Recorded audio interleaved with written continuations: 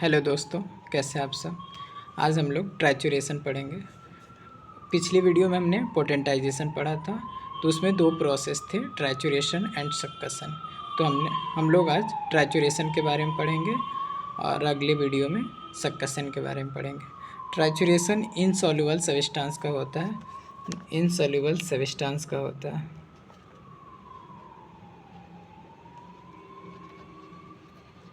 Insoluble substance जो water and alcohol में insoluble हो उनका ट्रैचुरेशन होता है, और जो सॉल्युबल होते हैं उनका सक्सेशन होता है। यस से इसका डिफिनीशन देखते हैं। It is an ideal physical mathematical process. ये ideal physical and mathematical process है of potentization by which preparation of medicine, जिसके द्वारा मेडिसिन को प्रिपेयर किया जाता है। Takes place by use solid vehicle. Trituration में मेनली सॉलिड व्हीकल का यूज किया जाता है, सॉलिड व्हीकल में भी शुगर ऑफ मिल्क का। Trituration it is an ideal physical mathematical process as a feed. It is an ideal physical mathematical process of potentization by which preparation of medicine take place by the use of solid vehicle. Solid vehicle में भी sugar of milk. Substance taken for trituration. Trituration में हम लोग insoluble substance को लेते थे और succession में सॉल्युबल सब्सटेंस को। तो इनसॉल्युबल सब्सटेंस में ड्राई इनसॉल्युबल सब्सटेंस है। तो जो हैनीमैन सर का ओल्ड मेथड ऑफ प्रिपरेशन है, old method of preparation of medicine है, उसमें क्लास 7 में डिस्क्राइब किया गया है ड्राई इनसॉल्युबल सब्सटेंस को कि उसको कैसे प्रिपेयर करेंगे, और लिक्विड को क्लास 8 में, और जो फ्रेश वेजिटेबल एंड एनिमल थे उनको क्लास 9th में। Insoluble substance dry, liquid, liquid insoluble, dry insoluble और फ्रेश वेजिटेबल, इसको क्लास 7th, 8th और 9th में हैनीमैन सर के द्वारा old method of preparation of medicine में डिस्क्राइब किया गया है। जैसे क्लास 7th में आर्सेनिक एल्बम या कैलकेरिया कार इसके एग्जांपल हैं ड्राई इनसॉल्युबल सब्सटेंस के। और लिक्विड में पेट्रोलियम है, ओफिडिया ग्रुप है। ओफिडिया ग्रुप मतलब स्नेक ग्रुप्स, लेकेसिस, इलेप्स और नाजा, वाइपेरा, ये सब आ जाएंगे आपके ओफिडिया ग्रुप में। ओफिडिया ग्रुप यानी snake group. Fresh vegetable and animal, इसमें एनिमल प्रोडक्ट वगैरह आ जाते हैं, जैसे नोसोड्स भी आते हैं इसमें, नोसोड्स वगैरह आ जाते हैं इसमें, जो प्रिपेयर किया जाता है ओल्ड मेथड के 9th क्लास के द्वारा। ट्राइचुरेशन, ये आपका AIPGT का क्वेश्चन है। प्लम्बम मेट का ट्राइचुरेशन कैसे करते हैं। जो पेस्टल होता है, पेस्टल और मोटार हमने पहले ही पढ़ लिया है एक्सटर्नल एप्लीकेशन में। अगर आपने वो वीडियो नहीं देखी हो तो पीछे जाके वो वीडियो ज़रूर देख लें। जो पेस्टल होता है मेनली तो ऐसे वो बना होता है पोर्सेलिन वगैरह का, लेकिन जो हम प्लम्बम मेट के लिए यूज करते हैं वो रबर का बना होता है, और वो बहुत ज़्यादा सॉफ्ट होना चाहिए। रबर का बना हो और बहुत ज़्यादा सॉफ्ट होना चाहिए। और फेरम मेट के लिए जो मोटार होता है, जो मोटल होता है, वो वार्म होना, गर्म होना चाहिए, वो गर्म होना चाहिए ट्राइचुरेशन के दौरान। ट्राइचुरेशन को हैनीमैन सर ने पहली बार क्रॉनिक डिजीज़ के वॉल्यूम 1 में जिक्र किया था। ट्राइचुरेशन को हैनीमैन सर ने पहली बार डिस्क्राइब किया था क्रॉनिक डिजीज़ वॉल्यूम 1 में, जबकि पोटेंटाइजेशन को किया था 5th edition organon of medicine में।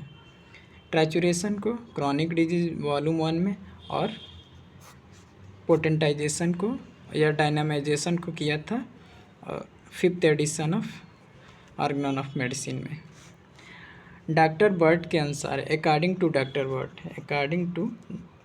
बर्ट, जब हम ट्राइचुरेशन करते हैं तो शुगर ऑफ मिल्क में थोड़े अमाउंट में, स्मॉल अमाउंट में हमें अल्कोहल ऐड कर देना चाहिए ताकि वो मॉइस्चर हो जाए, ताकि वो मॉइस्ट हो जाए।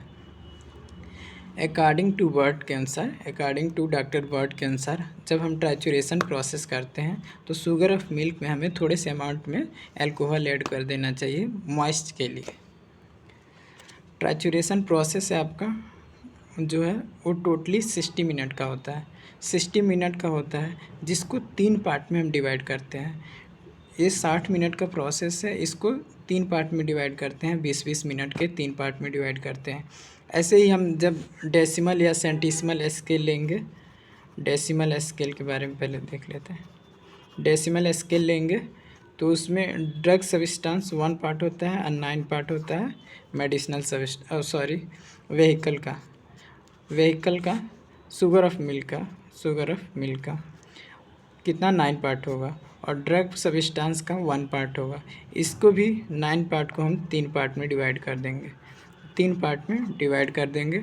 और यहाँ इसको टाइमिंग को भी जो 60 मिनट की जो टाइमिंग है उसको 20-20 मिनट के 3 पार्ट में डिवाइड कर दिए हैं। और ये आपका स्टेज 1 है, फर्स्ट स्टेज है, ये सेकेंड स्टेज है, ये थर्ड स्टेज है।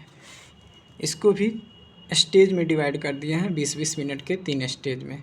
और जो हमारे पास व्हीकल है उसको भी 3 पार्ट में डिवाइड कर दिया है। डेसिमल स्केल पे 1:9 लेते हैं और सेंटिसिमल पे 1:99 लेते हैं, वो आगे देखेंगे। टोटल टाइमिंग हमने 60 मिनट लिया है, उसको भी 3 पार्ट में डिवाइड किया है 20-20 मिनट के। अब इस 20 मिनट को भी हमने 2 पार्ट में डिवाइड किया है 10-10 मिनट के।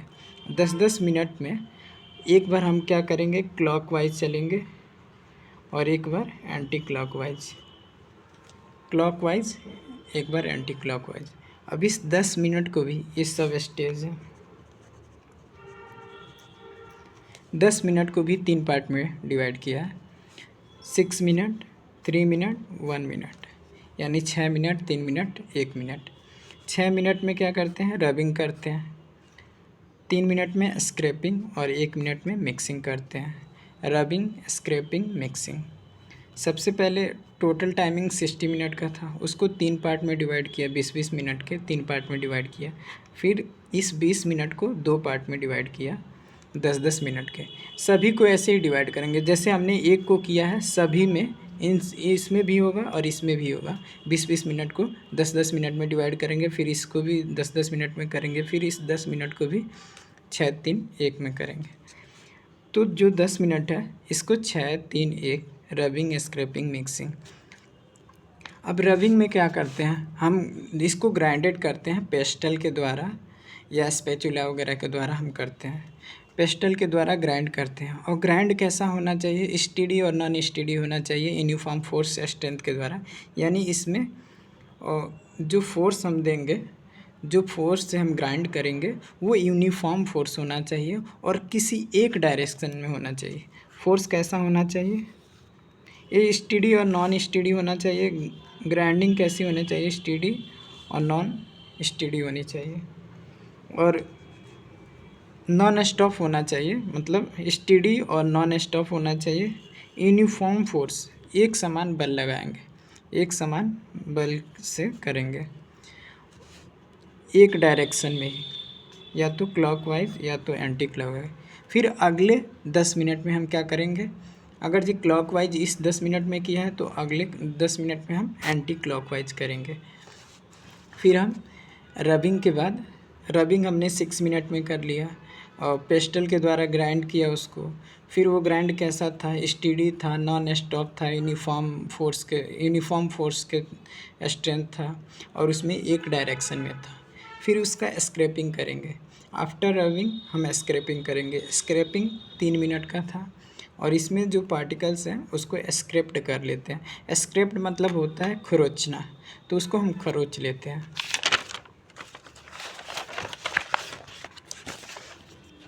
फिर मिक्सिंग या स्ट्राइंग। मिक्सिंग 1 मिनट का होता है, 1 मिनट का ये प्रोसेस है। जो स्क्रैपिंग मटेरियल था उसको हम क्या करते हैं, स्पैचुला के साथ मिक्स कर देते हैं। स्टार्ट विथ स्पैचुला, उसको मिक्स कर देते हैं स्पैचुला के साथ। फिर ये जो प्रोसीजर है, और एक बार और समझ लेते हैं, जो हमारा ट्राइचुरेशन की टाइमिंग है, टोटल टाइमिंग 60 मिनट की होती है। इसको 3 पार्ट में डिवाइड करते हैं, 20-20 मिनट के 3 पार्ट में डिवाइड करते हैं। इस 20 मिनट को हम फिर 2 पार्ट में डिवाइड करते हैं, 10-10 मिनट के। 10 मिनट को भी हम 3 पार्ट में डिवाइड किया है, 6, 3, 1। 6 पहले 6 में रबिंग किया है, स्क्रैपिंग किया है, मिक्सिंग किया है। सेम प्रोसेस इस 10 मिनट में भी होगा, 6, 3, 1। और इस 20 मिनट में भी 2 में डिवाइड करेंगे, 10-10 मिनट के, फिर उसमें 10 मिनट में 6, 3। वैसे ही सेम आगे भी ये सारे प्रोसेस सेम रिपीट होंगे आगे चल के। रबिंग 6 मिनट का प्रोसेस है, पेस्टल के द्वारा ग्राइंड करते हैं। वो स्टेडी होना चाहिए और नॉन स्टॉप यूनिफॉर्म फोर्स में होना चाहिए और एक ही डायरेक्शन में होना चाहिए, या तो क्लॉकवाइज या तो एंटी क्लॉकवाइज। फिर अगले 10 मिनट में जो करेंगे वो अपोजिट डायरेक्शन में होगा। फिर स्क्रैपिंग करते हैं। स्क्रैपिंग 3 मिनट का प्रोसेस है। और आफ्टर रबिंग इसमें जो पार्टिकल्स जो आपके मोटार होते हैं उसमें चिपके होते हैं, उसको क्या करते हैं हम लोग स्क्रैप्ट कर लेते हैं। फिर जो स्क्रैप्ट रहता है मटेरियल उसको मिक्स कर लेते हैं स्पैचुला के थ्रू। फिर प्रोसीजर इन डिफरेंट स्केल। जब हम डिफरेंट स्केल सेंटिसिमल स्केल में देखते हैं, इसका प्रिंसिपल ये है कि हम एक पार्ट ड्रग सब्सटेंस लेंगे, 1 पार्ट ड्रग सब्सटेंस लेंगे, एक पार्ट ड्रग सब्सटेंस, और 99 पार्ट व्हीकल लेंगे। व्हीकल में हम ट्राइचुरेशन में मेनली शुगर ऑफ मिल्क लेंगे, sugar of milk. Trituration mainly solid vehicle लेते हैं, सॉलिड व्हीकल में भी शुगर ऑफ मिल्क लेते हैं। तो 1 पार्ट आपका ले लिया हमने ड्रग सब्सटेंस, 99 पार्ट ले लिया आपका व्हीकल ले लिया। इस 99 पार्ट को जैसे हमने टाइमिंग को डिवाइड किया था 60 मिनट को, 20 मिनट 20 मिनट 20 मिनट, इसको भी करते हैं 33 33 33। अब जो 20-20 मिनट के प्रोसेस थे उसको हमने, और फर्स्ट स्टेज था, सब स्टेज तो आगे था, स्टेज में इसको भी 3 पार्ट में डिवाइड कर दिया। इन तीनों पार्ट को अलग अलग, जैसे हमने 20-20 मिनट का किया था, इसमें 33 पार्ट इसके, 33 पार्ट इसमें, 33 पार्ट इसमें। फिर इन 33 पार्ट को 20-20 मिनट को 10-10 पार्ट में 10-10 मिनट में डिवाइड किया था। वहाँ पे एक बार क्लॉकवाइज और एक बार एंटी क्लॉकवाइज, एक बार क्लॉकवाइज एक बार एंटी क्लॉकवाइज। आगे चल के 20 मिनट को 10 मिनट में डिवाइड करेंगे, वहाँ क्लॉकवाइज एंटी क्लॉकवाइज करेंगे। फिर इससे जो हमें पोटेंसी मिलेगी वो 1x रहेगी, 1x मिलेगा। फिर इस 1x से 1 पार्ट हम ड्रग सब्सटेंस लेंगे, 1 पार्ट ड्रग्स इस 1x से लेंगे, और फिर लेंगे व्हीकल, हमारे पास 99 होगा। तो इससे जो हमें पोटेंसी मिलेगी वो 2x होगी। अब इस 2x से जो हम लेंगे वो 1 पार्ट लेंगे, इस 2x से 1 पार्ट ड्रग सब्सटेंस लेंगे, फिर व्हीकल लेंगे 99 पार्ट, फिर इससे जो हमें पोटेंसी मिलेगी वो 3x होगी। सेम ये प्रोसेस हम डेसिमल स्केल में भी यूज करेंगे। इसमें भी 1 पार्ट हम ड्रग सब्सटेंस लेंगे, 9 पार्ट हम व्हीकल लेंगे। फिर इस 9 पार्ट से जो हमें मिलेगा 1x पोटेंसी होगी। फिर वहाँ पे हम इससे 1 पार्ट लेंगे, फिर इससे 9 पार्ट व्हीकल लेंगे, फिर ये 2x हो जाएगा। थैंक यू दोस्तों। अगर आप लोगों को वीडियो पसंद आई हो तो प्लीज़ चैनल को सब्सक्राइब ज़रूर करें और कमेंट ज़रूर करें। अगला जो आपका पोटेंसी और सक्शन है वो नेक्स्ट वीडियो में हम लोग पढ़ेंगे। थैंक यू दोस्तों।